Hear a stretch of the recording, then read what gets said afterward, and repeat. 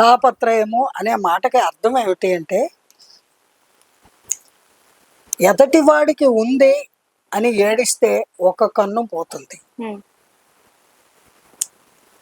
వాడికుంది నాకు లేదు, వాడికుంది నాకు లేదు అని ఏడిస్తే 2 కళ్ళు పోతాయి. ఈ లోకంలో అందరికీ ఉంది, నాకే ఏంటి అసలు ఏమీ లేదు, పైగా ఉంది అని అనుకునే ఆ కొంచెం కూడా పోయింది అని ఏడిస్తే అది జీవితాంతం ఏడుపు కొట్టు బతికేవాడు అని అర్థం. ఇవన్నీ కాక ఇంకా హయ్యెస్ట్ కేటగిరీ ఇంకొకళ్ళు ఉంటారు.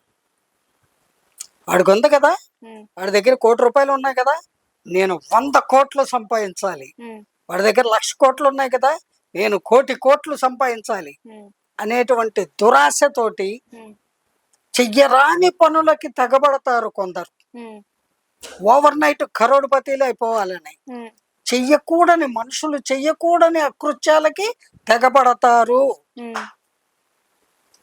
వాళ్ళని భగవంతుడు కూడా క్షమించడు. వాళ్ళు భయంకరమైనటువంటి పరిస్థితుల్ని ఎదుర్కొనే యోగము వాళ్ళకి పడుతుంది.